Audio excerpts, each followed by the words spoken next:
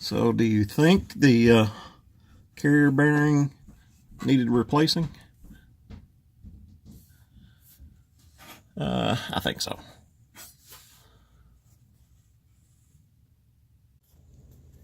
So here's the drive shaft out of the G8, and I've pulled it apart at the spline there in the middle where the